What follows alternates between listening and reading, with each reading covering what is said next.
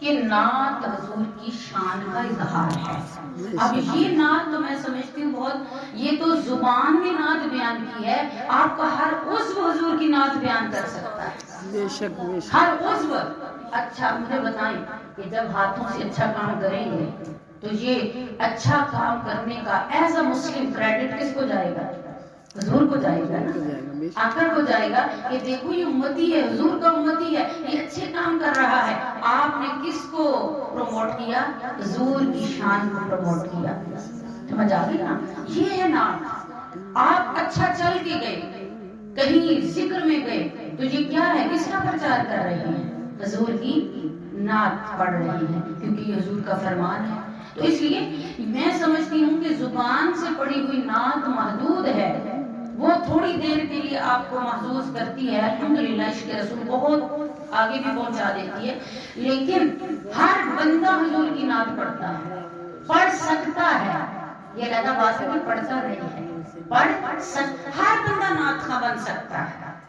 آپ کردار ایسا اپنائیں، آپ اعمال ایسے اپنائیں، آپ گفتار ایسی ہونی چاہیے، کردار، اعمال، گفتار، افعال یہ ایسے ہو جائیں کہ آپ سارے ہی حضور کے ثناخواں بن جائیں. بتائیے بنیں گے کہ نہیں؟ اب آپ کو مثال دے دیتی ہوں. کیا کربلا میں حسین نے نیزے پر قرآن سنایا، سر کٹ گیا، نیزے پر قرآن سنایا، سارا کنبہ کٹایا. مجھے بتائیے کہ یہ نعت تھی یا کچھ اور تھا؟ سب سے بڑھ کر تو حسین نے کربلا میں نعت سنائی ہے. کیا انہوں نے باقاعدہ کسی مائک کو پکڑ کر اس کے اندر ترنم کی یا نظم کی صورت میں کوئی شعر سنائے تھے؟ نہیں. آپ نے ذات حضور کی شان بن کر، آپ کی ذات پوری سر سے پاؤں تک ذات نے حضور کی شان بن کر ایسی نعت سنائی کہ کائنات میں کبھی کسی نے ایسی نعت سنائی نہیں. وہ اتنا بڑا نعت خواں ہوا ہی نہیں. یہ آگے پہنچ جانے کی باتیں ہیں. اس لیے ہم اس مقام تک کیسے پہنچتے ہیں؟ جب ہم نیکی کا رستہ، حیا کا رستہ اپناتے چلے جاتے ہیں اور جو بے حیائی کے راستے ہیں ان کو چھوڑتے چلے جاتے ہیں. پرہیز علاج سے بہتر ہوتا ہے. نیکی کے ذریعے علاج ہو جا رہا ہے اور جو برائی کو چھوڑ رہے اس سے آپ کی پرہیز. یہ نہیں کہ یہاں آئے اور یہ کام کیا حضور کے ثناخواں بن گئے. ایسے نعت خواں نہیں بنتے. نعت خواں بننے کے لیے پھر آپ کو اپنے قلب و باطن کو روشن کر کے اپنے ظاہر کو ایسے بنانا ہے کہ جو مجھ کو دیکھ لے اس کو تیرا دیدار ہو جائے. یہ ثناخواں ایسے ہوتے ہیں. سمجھ آ گئی نا؟ یہ نعت کا ایک پوائنٹ ہے کہ نعت خواں ہر کوئی ہے. اب آپ بھی سارے نعت خواں ہیں، کوئی پڑھتا ہے کوئی نہیں پڑھتا. اب سارے تو نہیں پڑھتے. میں اور ماشاءاللہ ہماری مذہب میں تو اب سارے تقریباً پڑھنے لگ گئے ہیں، سارے پڑھتے ہیں، کوششیں کرتے ہیں. ٹھیک ہے نا؟ تو الحمدللہ یہ بھی حضور کی عطا ہے. اسی لیے تو کہتے ہیں نا ظاہر ٹھیک کر لو تو باطن اللہ خود ہی ٹھیک کر دے گا. اب یہ اللہ والوں کی شان ہے تو ظاہر بھی بدل دیتے ہیں، باطن بھی بدل دیتے ہیں. غالباً حضرت خواجہ حسن بصری تھے، ان کے پاس ایک شخص شراب میں لپٹا ہوا آیا. اب آپ نے اسے نفرت نہیں کی، اس سے بو آ رہی تھی شراب کی، دھن تھا وہ نشے میں، لیکن وہ آپ نے اسے پکڑا اور اسے غسل کروایا، وضو کروایا اور یہ اللہ کے بندے کی شان، وضو کروایا اور اسے مسلح پر کھڑا کر اور ہاتھ اٹھا کر رو رو کر کہنے لگے مولا وہاں سے یہاں تک لانا میرا کام تھا، لے جانا تیرا کام ہے. تو یہ کرم نوازی کے سلسلے جب اللہ جوڑ دیتا تو خدا کی قسم ایسے میں سوچ رہی تھی کہ دیکھو پنجتن پاک نے، بی بی پاک نے بھی نعت سنائی ہے. جب پیکر پڑھتے ہیں تو نعت نہیں تو اور کیا ہے.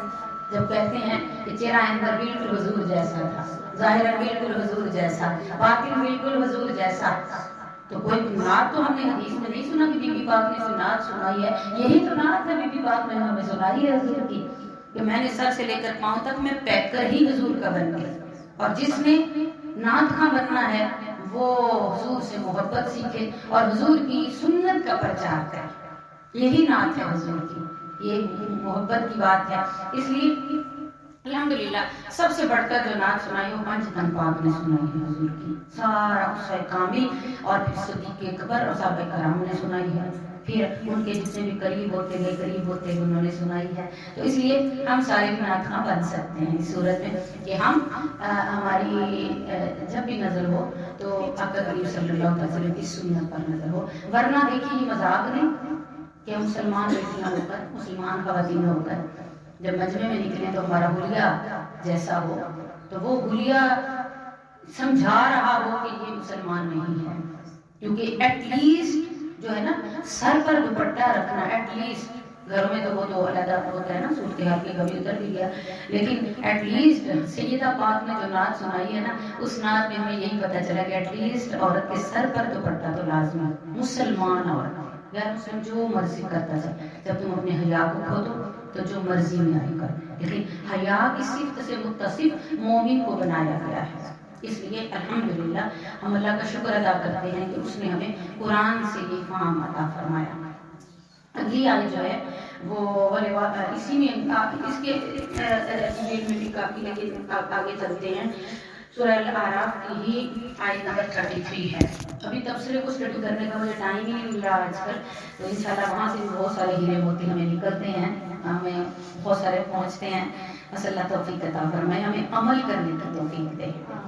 کیونکہ وہ ہے نا گفتار کے غازی تو بن جاتے ہیں، لیکن کردار کے غازی بننا یہ اوکھا کام ہے. اور جب اس کی رحمت پہ نظر رکھتے ہوئے چل پڑتے ہیں تو انشاءاللہ وہ ضرور عطا کرتا ہے.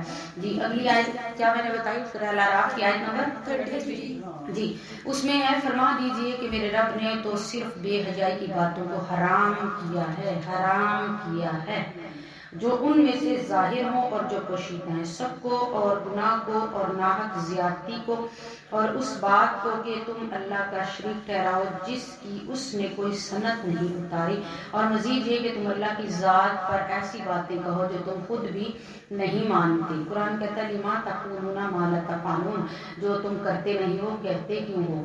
یہ جو پریچنگ کرنے والے ہیں نا، ان کے لیے یہ آیت بہت بڑی وارننگ ہے کہ دوسروں کو کہنا، اوروں کو نصیحت کو اللہ وصیت. اللہ پاک اسے ہمیں معافی عطا فرمائے. لیکن دوسرے دل سے قرآن کے سامنے بیٹھتے ہیں تو دعا مانگتے ہیں اللہ ہمیں عمل کی توفیق عطا فرما. بے عمل سے ہیں تو سب سے بڑی بات اللہ پاک اسی بندے کو ناپسند کرتا ہے. لیکن وہ بندہ جو کہ دانستہ، نادانستہ تو ظاہر ہے بشر ہے نا، انسان ہے، بندے سے غلطیاں ہو جاتی ہیں، لیکن اس نے توبہ کا دروازہ کبھی قیامت تک توبہ کا دروازہ بند نہیں کیا. اس نے کہا مرنے سے پہلے یہ جو نزاع کا وقت ہے اس سے پہلے توبہ کر لو تو میں توبہ کے دروازے کھولیں گے، تمہیں معافی عطا کر دوں گا. تو اب یہاں پر اللہ پاک نے